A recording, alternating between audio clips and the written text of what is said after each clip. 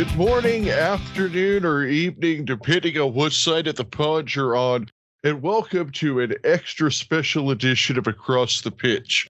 My name is Phil Kennedy, and I'm here with Accrington Stanley historian and author of 50 Years of Accrington Stanley, Darren Woodhead.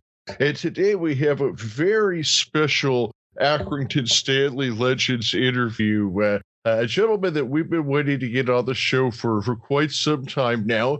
He was part of the Unibond Premier League title-winning team, played at almost every level of English football throughout his career, all the way up to the second tier. Had 83 goals in 170 games. Welcome to the show, Lutel James. Hello. How are you? Hi, Lutel. Yeah, thanks for coming on. It's finally pinned you down. It's taken a while. We were just chatting, me and Phil. You were one of the first people we wanted to get on, but we finally got you, so thanks. Yeah, that's no problem. Always good to chat football with you. We're just obviously going to get onto your Stanley career before long, but I'm interested to just know a little bit about your early career, Lutel, really. It's something I've never really delved into. I know that, your career took off at Hyde, but I'm just wondering about your early days in football. And I noted you were born in Manchester, but we all know you from Yorkshire. So how did that come about? Yeah. Well, basically at an early age, because my mum had some challenges and parents splitting up at an early age, I had the dream to go to Yorkshire. I went to up with that, the early age, you'd say, Manchester, and I still do. But I had to respect my mum's decision to move across the Leeds way to support me for ourselves. So that whole process was almost in my hands at an early age. At that time, I think parent, but it was my mum that was carrying the swing, and she's the one who supported me holistically. So I think at that time, it was a big part of my life where she gave me a level of support throughout. So I would always respect her decision. So yeah. She moved me straight away across to Yorkshire, and then all of a sudden they said that I've converted to a Yorkshire man, but I'll always be Manchester through and through. Born and bred. That's it. Good stuff. So early on in career, it was like disillusioned, like a lot of players are, because you feel like you've got the talent to move forward, but in the areas I grew up in, Chinatown, chances are limited for a number of reasons. First, the safety of sometimes coaches and stuff going in them areas feeling like it's challenging, so it's easy not to engage with that whole process. At the time, I was given that opportunity to come out there involved in playing football, because it's what I always wanted to do. I was dedicated, I was committed no matter what else. Football in itself. And I played Sunday League, scored a lot of goals there, and that was with Ford Green at the time. Good side, good players that moved on to others. There were fields to do good for football, non-league and league football. Then eventually I went on with Ray McHale, and that would have been the All-Star third division. We had a partnership formed at that time, which I enjoyed. Ray McHale then moved to Gaisley. From Gaisley, that was good in itself. I got the first was there. I came back after the season and I got Player of the Year that year. And I was at Gaisley for about 5 seasons. And Hyde United, against both myself and another player from Gaisley directly. And to go back to Manchester, playing football and just the way they play at the time, it was inviting. That's why I thought, let me just go over there. And that was a lot of things for the type of football they played. And the environment itself, I was happy there, and I was scoring goals. And that's when I was set off. I wanted to go to Warnock to watch me out. Hyde scoring goals. And then before you know it, he gave me the opportunity to go to Bury. Different for me because it was full time then. And in a matter of a small period of time, and I was on the bench at Old Trafford in front of 66,000, and then I came on. Yeah, I noticed that you made your debut at Old Trafford, yeah. Yeah, and I think that there was kind of a big change from where I was, where I got brought to where I think it's possible. And I think as a sportman, it was a big occasion for myself, but that's kind of what was a catalyst change for me, that it can be done. it's just a process. You just got to keep working as hard as possible. Yeah, what was it like playing for Neil Warnock then, Lutel? Because obviously we see all these video clips on YouTube, etc., and going berserk. What was it like? Yeah, he's an absolute lunatic. He looks it. An absolute lunatic. There's no mixing words. But the side of it, he was a good motivated fan. His opinionated views was, if you were doing well, I'd tell you. If you were doing crap, you saw a lot of players that respected his views because you knew you'd only get the truth from him. And for me, I think at that time, it was like, I preferred that. The clinical and precise information, because you get a lot of managers that circle that go around the corner and they're not really communicating with you, and then players feel disorientated because they don't actually know what the detail is. What am I doing right? What am I doing wrong? Information is so powerful for a player because they just want to be well informed to be able to impact on some of them inadequacies in training for the best they can. He's important, but he was totally different, and he continued that for the changing room throughout. Including, I think he's inside his age and stopped doing that, so he just stuck to the hooks and the rest of it. Yeah. So what was it like making that jump? Because obviously going from Northern Premier League with Hyde right up to the Championship at that time, weren't they, second tier? How did you find that, Lutel, going so, that's such a big transition? The aspirations was up to with players, I suppose, and the chance there. For me, it was just like, you can almost get drowned with a moment, but I think for me itself, I just felt like what an opportunity, and then it was a bit more respect to Cesspod and want to give him that opportunity. But the trick for me personally, it's around being in that environment constantly that will enable you to be used to it and then maintain and sustain it if you're able to do so. So for me, exciting. Everything about it was exciting. Just playing every day was exciting. Playing in them games was exciting. I just all of it excited me. All of it. It was my first at that time to play full-time football. It makes a massive difference in every way, because you can do the things on a training ground that you every single day that you really want to work on. How you get that game understanding, and then you can almost look at and learn off. And there's pools of players there. Adrian at the time, technical finisher. There's Mickey Dawes, who's a hard worker. Chris Luquette, who's a centre back, who's just absolutely like a cardboard cut out when it became professionalism in itself, because he was actually so detailed, it was unbelievable.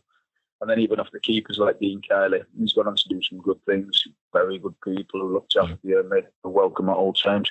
So the whole of it was a challenging at times. I had some characters that would test the water at times, and then you had to let them know that it's not possible because they're from different backgrounds.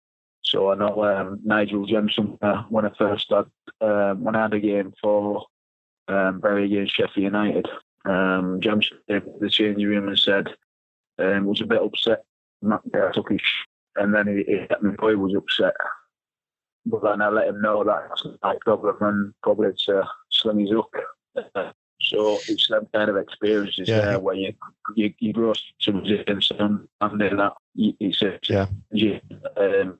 but you've got to have that sense of resilience and that ability to be respectful, articulate yourself, but at the same time, give a bit of bite when people need it back. You had to be no one's mum. So that was good. And then in that game, I scored anyway. I made it sweeter on that day. So I think also the other thing was, even people like Nigel Jameson and others, there was people that had done loads of things in their career that you can almost learn off as well. That it was just like the experience with strikers like Andy Priest and others. Just loads and loads of players that added value to your game, and also added value to me as a person psychologically as well, to be able to work in different environments with different people, whether on areas like isolated. It's when you get into that football world, you start appreciating the wider football family that will be there for you for good, and you'll be friends with them people. It's a lifetime friendship and family. So football has a serious impact on your life. You don't realise till you stop playing. And years are the best years ever. Yeah. So I think the other thing I'd probably say is, from being at Bury and having that movement to giggling, being great, and all the rest of it.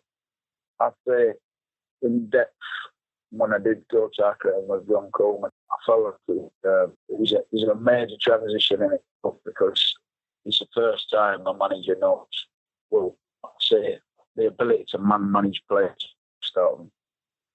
And that means he can always say what you want to hear. John's fire in his belly when he's got something to say. We've had loads of clashes in the changing room. We're both throwing things around. And I feel he's a winner, though, isn't he? He's a winner, and the thing is, he's another guy who comes with honesty. So you can almost not agree, but you can know that the information that he's giving or he's delivering, he believes from his heart. So you have to respect his views, but not always agree with them. Yeah. And I'm one of them. If I don't agree with something, I don't care who it is. I'll make my point clear. But I think the fact of how he brought me into the club and the way he made me feel and what he got out of me, even when I moaned about playing on the wing, and then he ended up scoring more goals off the wing. Yeah. I can't really complain. And then it's like learning outcomes in itself. You always know everything as a footballer. Yeah, I know. You played some international football for St. Kitts. So how did that come about? Where you ended up playing internationally, and tell us a little bit about your international time. Yeah, I think this was back from Seth Pod because he was managing over there at the time. We had a number of conversations about the interest in playing for the national team. And I thought it was a good opportunity. I don't want to go back in football and say, you should have done this or you should have done that. What I wanted to do is be active in football to say, well, if there's opportunity, something that's different, why not? So, opportunity to go to St. Kitts. I don't really like flying anyway, so that's a bit of a thing in itself. So basically, I had to drink a bottle of water to get me knocked out on that plane. I don't know if it was bottled water anyway. But the point is, when I got there, it was a magical experience because you're playing against Brazil, a number of other teams, and it's in World Cup qualifiers. And I think their experiences you'll never get. And I had to take advantage of them and go over there and get that experience. When I went over there, I met a lot of friends, a lot of people, a lot of villages, football itself. But the whole island and where they look, the whole island, the way they looked after you, and then it's different there because it's smaller islands, and then you've got the central government who also look after you, and have regular conversations to make sure you feel welcome. It's a brilliant experience. So did you feel like playing against some of those teams like Brazil, like you mentioned, that playing against that level of competition is something that helped you in your playing career later with your club career, just having the experience of playing against those guys? Yeah, I think the climate definitely made a difference because it was that beautiful weather. There was no chance of not sweating. But I think the player that he was playing against, there was players there who were so clever, good on the feet, got good game understanding, strikers good in and around the box, very clever about what they do. So I just seen it as a new challenge. And any footballer at times, they want challenges. They want to be able to stimulated by new ways of playing, new ideologies, and all the rest of it. And I just think that's because I came back with a lot more confidence.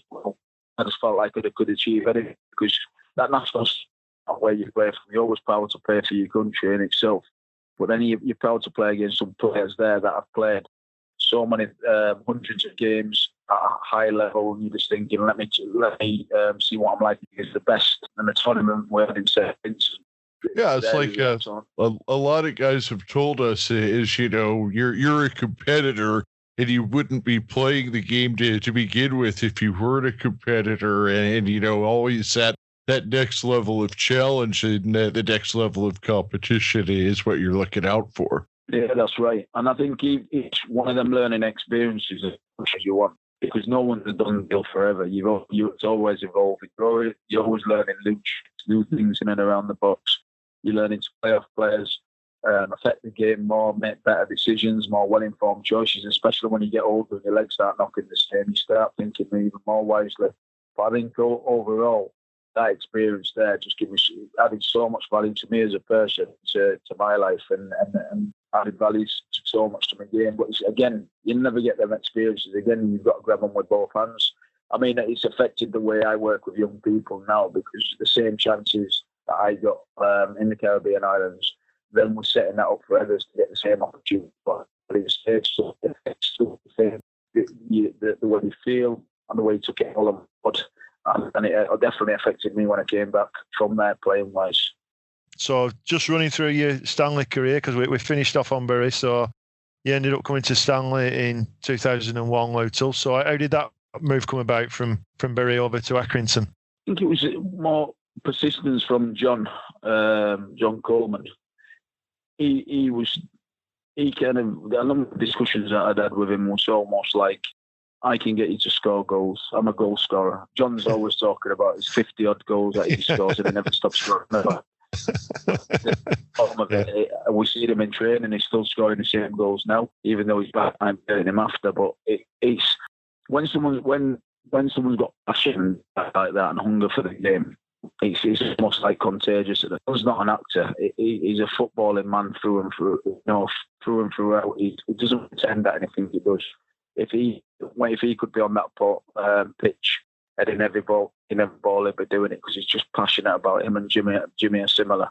But I think it was influential in the reason that he's around coming to Accrington.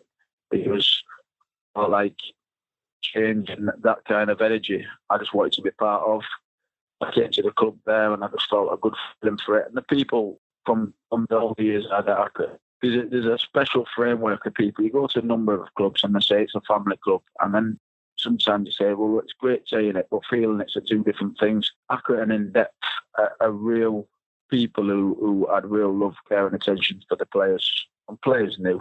And that's sometimes learning to take the rough with the smooth. Because if you were playing crap, they'll let you know also. But you could accept all that because you know how loving there was in the club. So I'd say similar. That's why I think John and Jimmy and Accrington have so much synergy between each other, because it's real passionate set of people who want to make things happen. They're not just talkers. And to be fair, that's one of the things that was exciting about me going there. I can get to be myself. I can affect it. I've got to just think kind of things and try to excel that areas of my skill set rather than suppressing and putting out in the game. And it was magical times. And it was great times. So, I mean, you hit the ground running. On that pitch, I think you can score everything. I can do everything. There's nothing but that whole Accrington pros for me and that club.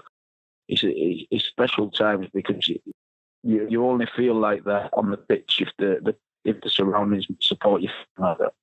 Yeah, and he's managed to recreate it a few times, hasn't he? But that particular time, what he did create was a partnership with you and Paul Mullen that's probably never really been replicated. Really, we've had good strikers on their own, but I mean that, especially in that 2002 or 3 season, you and Paul Mullen were on fire, weren't they? The amount of goals you scored between you. Yeah, and I think Paul Mullen's just like a special kind of guy, because for me, everything I was looking for in a player to play off, play in and around, understand my secondary runs, understand me dropping off in front of him and getting shots off from there. It just clicked. It just felt like we could do anything. And at times, we were both highly competitive, and that's between even each other. But that level of respect for each other, know that if there was times when we could slot each other in, then we'll do that. And it just becomes that synergy grew and grew and grew, where it would be a week, and another Paul will be on the end of it, and vice versa. And I just think that there in itself, John had the ability and Jimmy had the ability to even get more out of that partnership by getting us to think about additional areas of our game, how we could affect it more. And at times, I think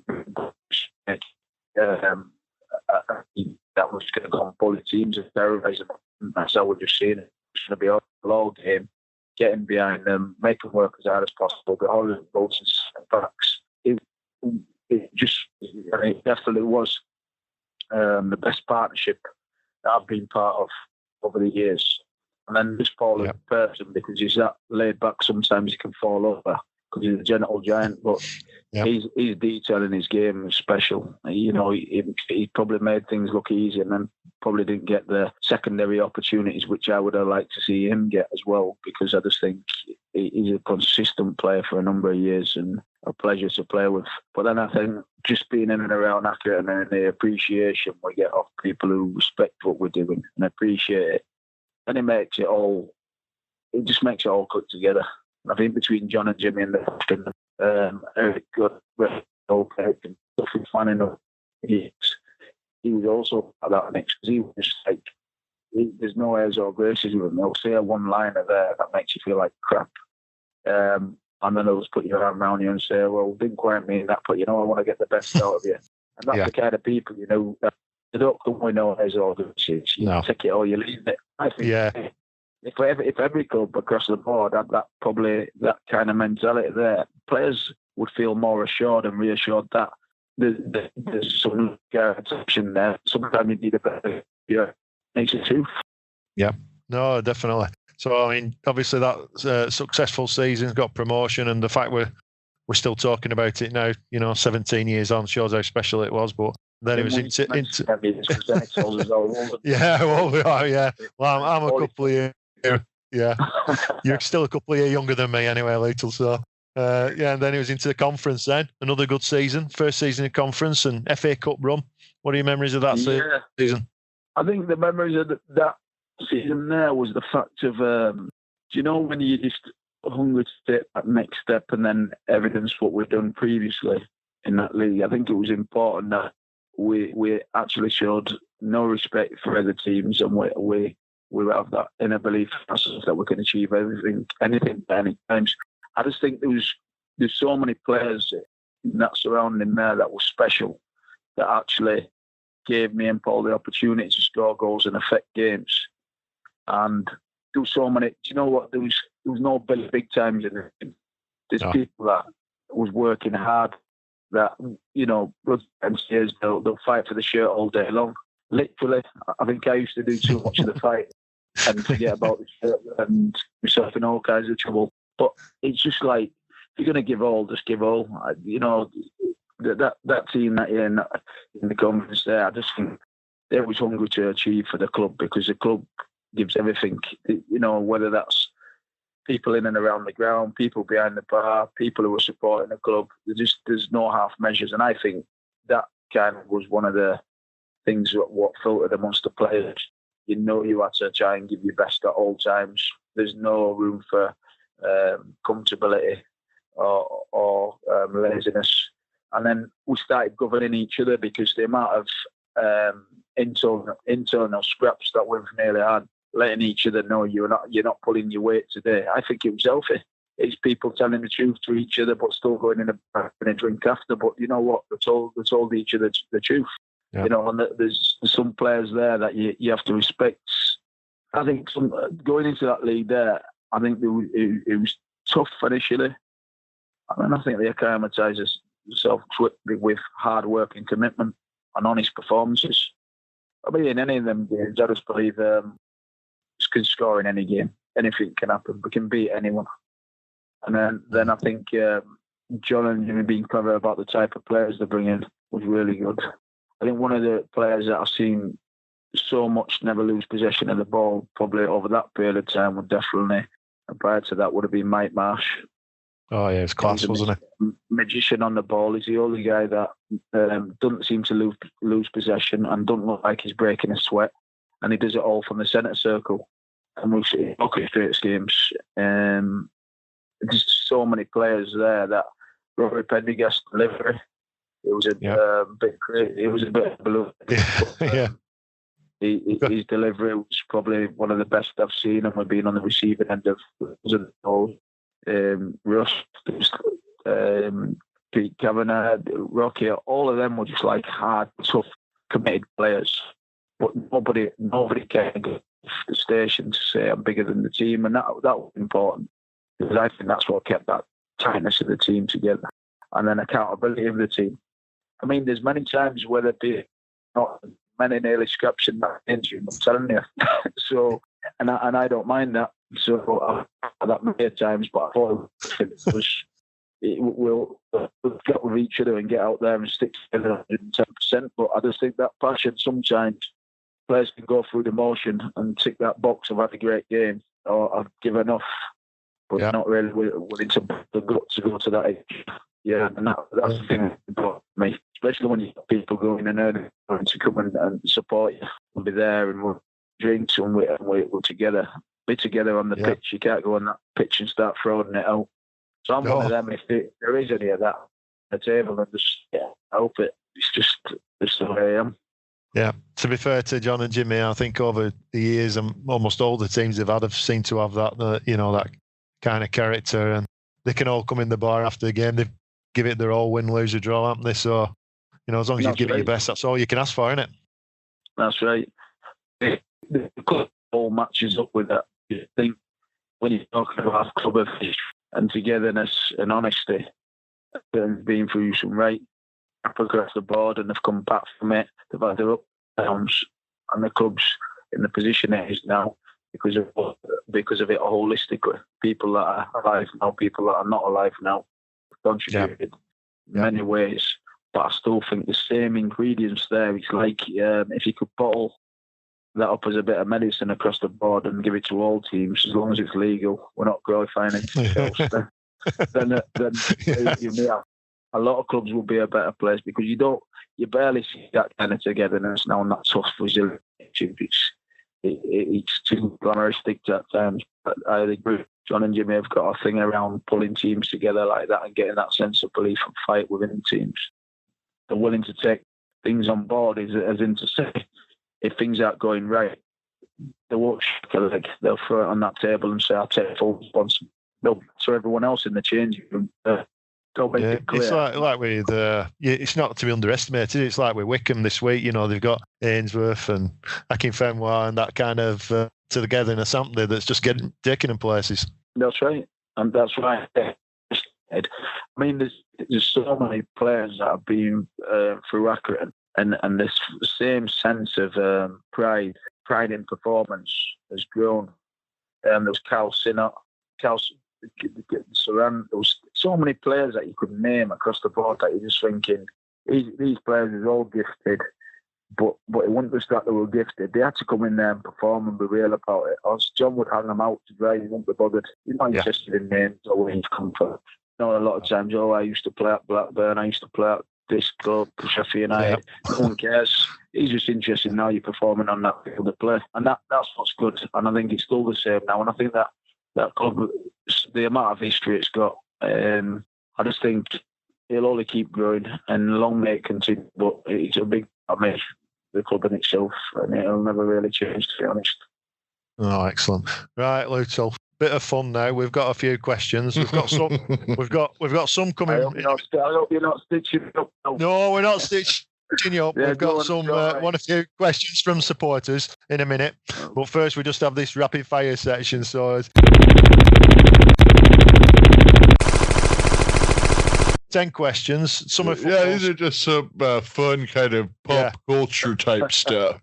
Yeah. So just 10 questions. First thing that comes into your head, no right or wrong answer. So, number 1, best player you've ever played with in your career? Paul Mullen. Red sauce or brown sauce on your bacon butter? Red sauce. Best ground you've played at? Old Trafford. Favourite takeaway meal? Chicken and rice. There you go. Best manager? I'll just say John Coleman. Yeah, got it. Good answer. Good answer. Next one. Big one for Phil, this. If you're having a pizza, would you have hot chilies on it? No. Right. Craziest not player hot chilies, it's jalapenos. Jalapenos. We know them as chilies. We know them as chilies over here.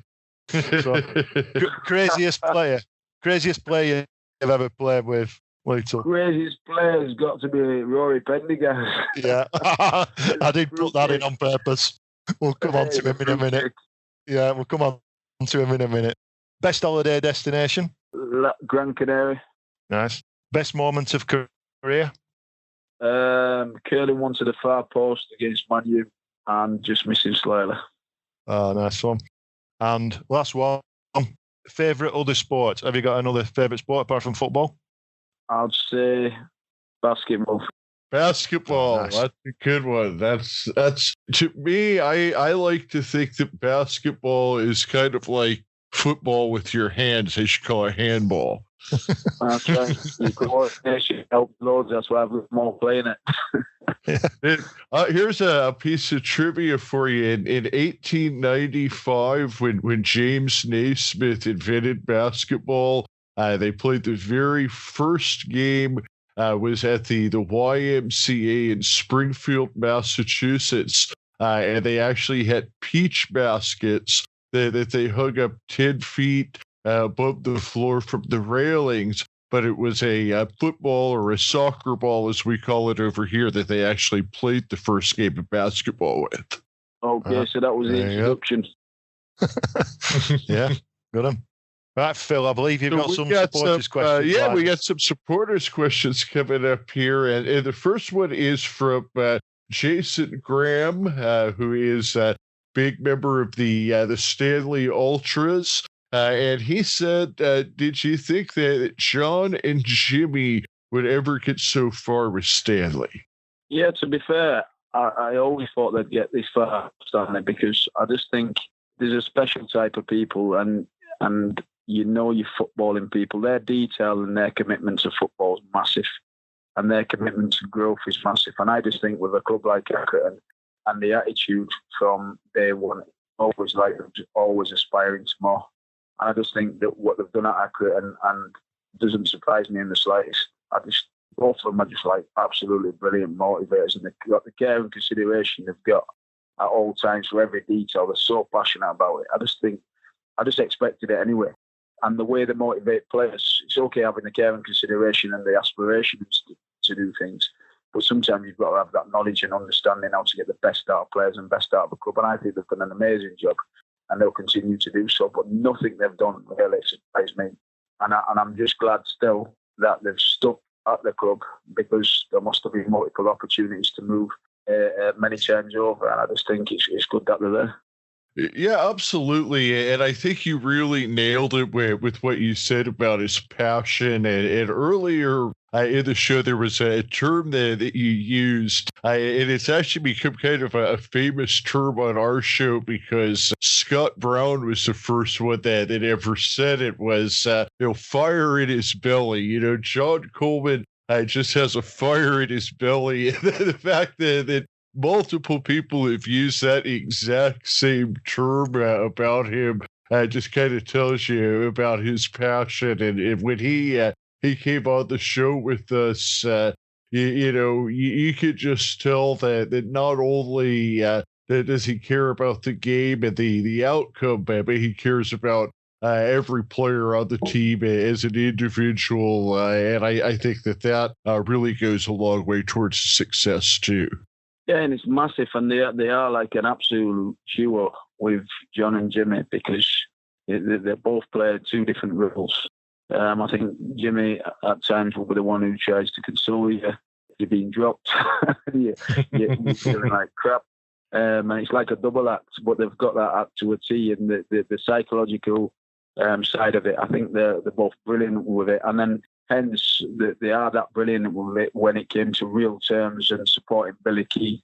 Those are really how they look after players, and they've got care and consideration. And there's things that I've happened personally in my own life that I've still phoned John and have conversations with him, and he's give that level of support. So it's not just about also when you're there, it's there after that. There's some kind of aftercare. It's not a thing that you just shut off from. So for me, that's why players will always have good words to say about them both and in the club, because I experience it. So if you don't get that many clubs, but a load of the clubs, yeah, exactly. It's here you go, and then you're out, and then remember. So we just need to be realistic about not taking that element of probably John and Jimmy for granted, because they've got as a special tool in itself, and they use it well.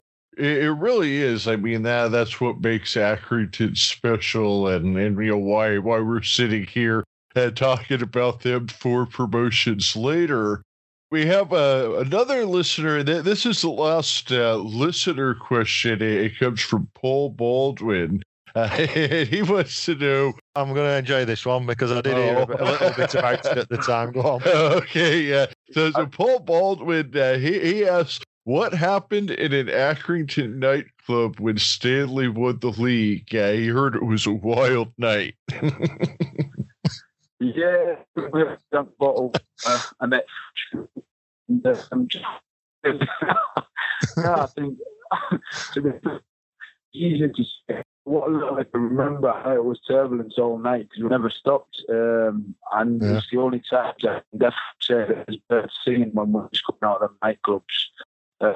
It was crazy, but I think there's people, Dean Kelco and others that just love partying. Paul Howarth just loved partying, and when we all got together and we all had a good time and was enjoying ourselves, I think we created more turbulence in one night than we created all year. I just hope I didn't get too many things wrong. And for anyone out there that have forgive me for all my sins at that time, I was still developing. Yeah. Well, we've got a question coming up from Jimmy Bellham in a minute, but he also did mention to me as well about chasing all the guys around. You remember those back-to-back games on a Saturday and a Sunday we played at Unibond League, and he had to. Yes. He was chasing you around pubs. Not you particularly, the whole squad trying to keep you out at pubs on that Saturday night. I think before it's Sunday game against Whitby. Yeah, I think good times. I think Jimmy.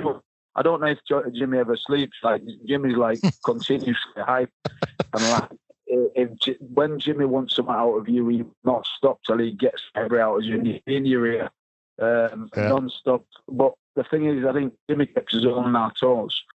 John really the observer a lot of the times that probably spoke more to Jimmy about that detail, but when it came to get us all fired up and getting under our skinny, was what to say and how to either get the best out of us or how to get us so hot-tempered that we were going to take it out when we were on the pitch. So he had multiple skills. He must have had an ILM level 5 Institute Leadership and Management. When Jimmy some Jim people's behaviours and getting the best out of them, he can get you fired up at all times. And sometimes he got me that fired up that end up getting a sending off or whichever. You know, but you know what? This people like that in football are just like what they bring to your game itself, because whether it's down the pubs and keeping us out against that care and attention, whether it's giving us the right advice, whether it's sometimes saying the things that you don't want to hear, they'll do it. They're not bothered. There's no airs, no graces. And I just think that whole environment and that period of time in football, them two are just like two special people who probably people don't realise till later on. So when I'm having these discussions now, they're still in that game and being active. But I think they'll have a lot of stories to tell. And I think it's some crazy experiences. I think playing them games over that period of time as well, I loved it. Like so many intense games like that, because no one really thought that we would go maximising that period of time. I think people thought it would have fell apart. Yeah. Now, I'm not saying that them two can bring people back alive, but I know if they go into a graveyard and start talking and give it some wind up discussions, I don't know if half of the graveyard wakes up. They can put a squad together. They can motivate a dead man to walk.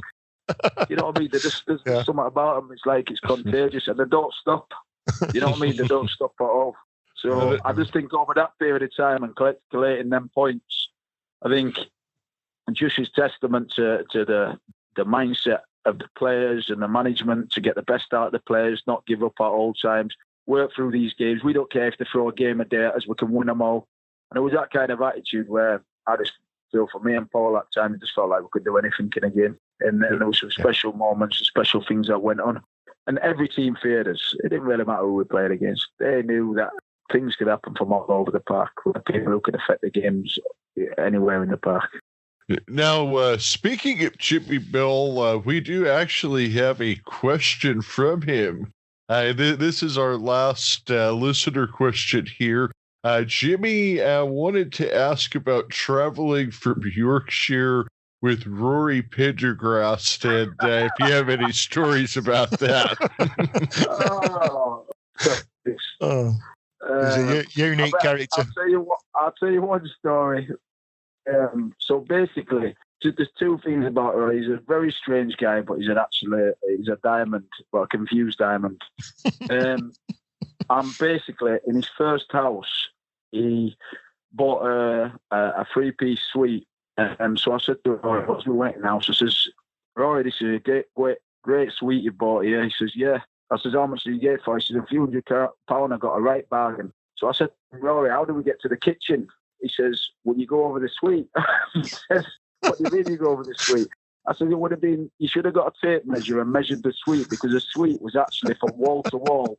And he would cook his food climbing over the suite to get backwards and forwards. And that's how confused he was. The other thing he'd done, he invited a lady from another city. So I think she lived in Roy was in Barnsley at the time. So she must have left a bag on an overnight stay. So when she left the bag on an overnight stay, she phoned back Rory and says, hello, Rory, I'm really sorry, I've left my bag. So Rory says, what do you mean you left your bag? She says, I've left my bag. He says, well, I can't bring it back to you. She says, all right, then, can you send it back? So then I said to Rory, did you send it back? He says, yeah, I sent it back by post. I says, well, how much did it cost? He says, it cost about £7. I said, so you paid for it? He said, no, I bloody didn't. He says, I took the money out of her purse. I took the package. I paid for the packaging, and then I sent her a bag. The guy's just something special, so we made her pay for the packaging. Bag back to her thing. I says, Rory, there's never been it. So she paid for the packaging. He's just so much special. Yeah, he was a good player, though, wasn't he? Yeah, he's a player, but he's an absolute Wurzel Gummidge, and I still speak to him now. And do you know what? I think with Rory, I think he's just an absolutely different character. But as a player and as a person, he's a good kid. He's a very good kid. Journeys with Rory was torture, I tell you the truth. By the time we got to Accrington, a lot of the times, Rory's the only one. He's so tight, he started to put a screwdriver in his petrol gauge. You know what I mean? He's just like unbelievable. And he's saying, Rory, that's still going to go down no matter what you put in there. But he does some special things at special moments. And as well as that, it was good for Accrington. He served it well. And I think he enjoyed I know he enjoyed his time there as well. So good experiences, good characters, but majorly different, I tell you. Yeah, oh, definitely. Right, well, we're not going to keep you too much longer, Lutel, but there's a couple of things I just want to touch on, especially your work in the community, because I know you do get a lot of plaudits, rightly so, for the work you do in a city in Leeds. So for anyone who doesn't know, can you just tell us a little bit about that kind of activity that you do, please? So there's a model called, it's CFYDC Chance, and it's the CFYDC Chance is a registered charity, but it trades at Chapeltown Youth Development Centre. The area where it is where I came from, and probably before I got a chance to play formal football, I was an absolute tearaway running my old streets of Chapeltown. But then the key thing for me was the chance in football to get an opportunity to aspire to more, and I knew I believed I had the talent to do so, but the opportunities weren't there because there weren't very many scouts without the cards in Chapeltown, never mind anything else. So basically, when I went through the whole process of playing football, we wanted to set up something different that will tackle some of them social and economical challenges with young people across the areas. So we set up Chapeltown Youth Development Centre. Football was its key focus, and we started off with maybe 30 kids, but I think altogether now we have probably 500 kids on a weekly basis do football, and it's grown since then. And I've been doing that community work for the last 22 years. But as well as that, instead of just being football, we now do rugby, boxing, educational support, music, camp prevention programs, mentoring programs, and loads of other things. And we've just started a food banks over the coronavirus period, and we'll continue that thereafter. So the organisation actually has 1,000 young people on a weekly basis doing positive activities. And a number of young people, I think there's 100 that are going to go through ILM, Institute Leadership and Management Level 3 mentoring, so we can have an almost each one teach one model. It's an organisation that, for me, it deals with reality. There's some kids that are classed as hard to reach, easy to ignore, because nobody else wants to touch them because they're too challenging, too easy to tick a box and draw down resources based on the kids that want to engage. But it's a different kind of thing, engaging with them, what are classed as unengageable. So over this period of time, we've grown from strength to strength. And since that whole model there with the football, we've had pools of players that have gone into academies, players that have gone into professional clubs. And that's why a lot of the times I'll contact John and Jimmy and say, there's a player here I just believe in. I think you need to look at him. and hopefully that will hit the ground running and add value to Accrington, because I believe it's the right thing to do. But I just think there's probably over 100 volunteers there, plus there's also 10 to 15 full-time staff, some part-time and sessional staff.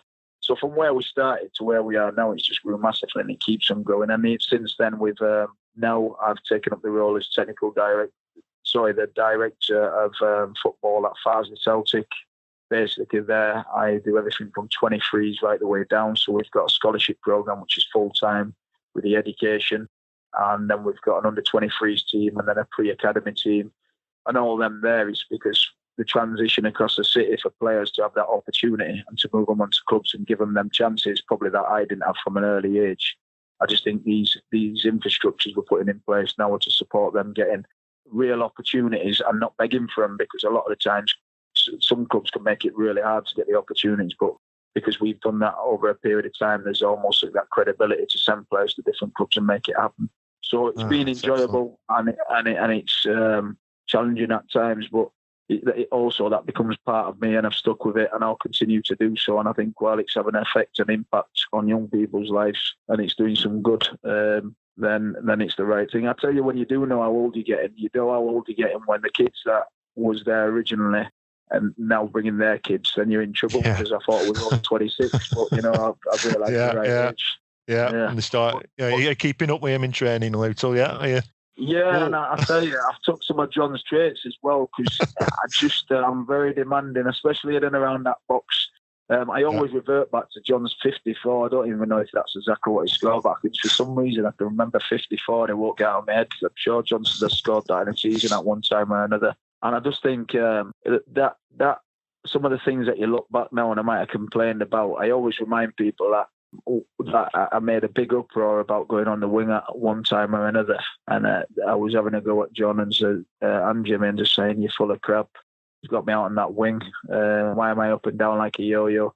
But then I've always brought reference to it to other young people, saying, well, that's where I scored the most goals, and that's when I learned to shut my mouth, and maybe someone knows better. It took me a long time, but still, But that's the kind of thing that we use as examples now, and I think there's some key things that where John and Jimmy have impacted on different people in different ways across the board, and then probably don't realise the impact they've had on us as players going through, because we're starting to repeat the same information. We don't want to tell them too much about that, but they're probably right about but don't be letting Jimmy know, because we'll probably get a text later on saying, I told you he was right. I just think it's added so much value, and sometimes you've got to realise through football, it's not the field of play is one thing, but the social impact it has, and the people that you meet throughout the years, and the impact it has on your life, you'll never, it's an experience in itself. And I'd say to any young players now, grab it with both hands and look after it and respect it throughout, because later on down the line, you start validating that more than ever. So, not that my legs have seized up totally, but you know what I mean? It's that kind of thing. I'm giving young people a lot of stick, a lot of demands, a lot of intense programs that they have to do. I don't accept no mouthful from I know. So if any player tells me that he don't want to play on the wing, to be in trouble. Or I'll phone John and I'll give him a speaking to. But it's all been brilliant, to be honest. Sounds like you're making a real difference to people's lives there, Lutel. So it's a credit to you. That's right.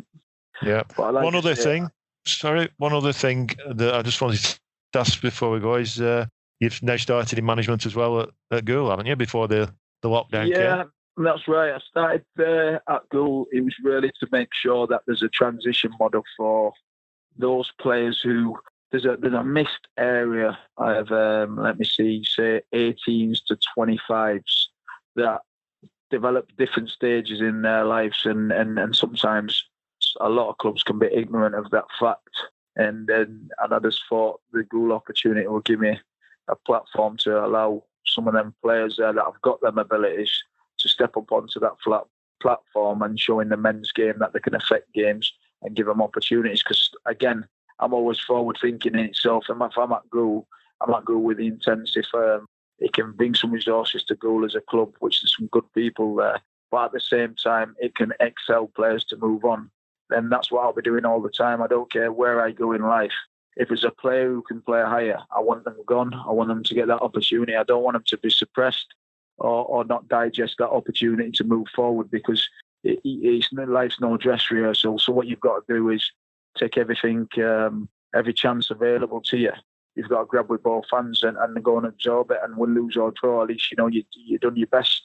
So the goal opportunities fits with what I'm doing, rather than that being the sole reason for being at Goal. Goal have got some aspirations which matches with some of the aspirations we've got. We don't know how it works out from season to season. At the moment, I'm comfortable where it's going. I'm further on down the line, then there might be other things that I'm more comfortable doing. But at the moment, that works for me in that position. I've been working with Les Nelson for a period of time, because he's a friend of mine anyway. So I think that synergy between us two, it just keeps going, and hopefully we can just keep moving things forward. Brilliant. Well, but without a doubt, it sounds like that's kind of something that you live by. That there is no dress rehearsal, and you've got to take your chances when you get them. Kind of going back to what we were talking about with your international career before, and I just gotta say it has been an absolute joy speaking with you here for the past hour and hearing stories about your career and everything that you're doing in the community now. And I can't thank you enough for taking the time to come on with us on Across the Pitch today, Lutel, and hopefully we can do it again in the future. Yes, and I'd like to say before going, what I was doing in the future, and I'll make sure that I'm a bit more responsible for being dragged all over the place. I think one of the things I'd say is Accrington as a club is a special place, and I think sometimes you don't realise till you're in them environments how special of a place it will always be. And I think the people wish them all the best, and thanks for everything that done to support me in the time there.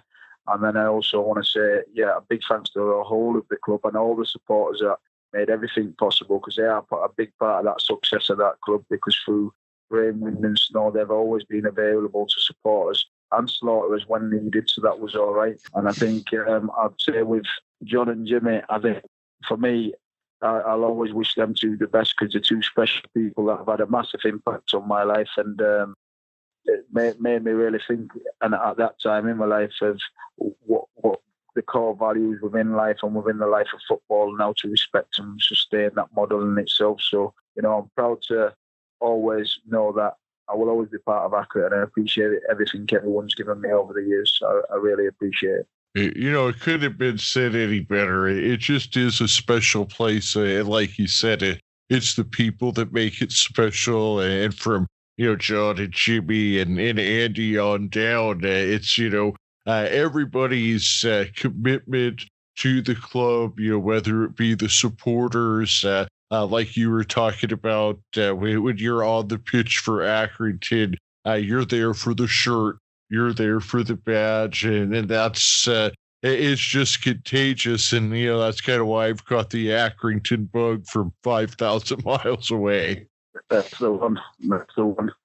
I think it'll always continue. There's some good people there with absolutely good intentions, and remember, it's not across the board. So when you find that, it's a special thing, and that's when you've got something special in itself. So long may it continue. To a great club. No, without a doubt. Cheers, Lutel. Yep. Thanks for coming on. Thanks for joining us. Thank you. We like to finish up with an on Stanley on. On Stanley on. On Stanley on. Cheers, Lutel. Forever. And I salute you all. Thank you very much.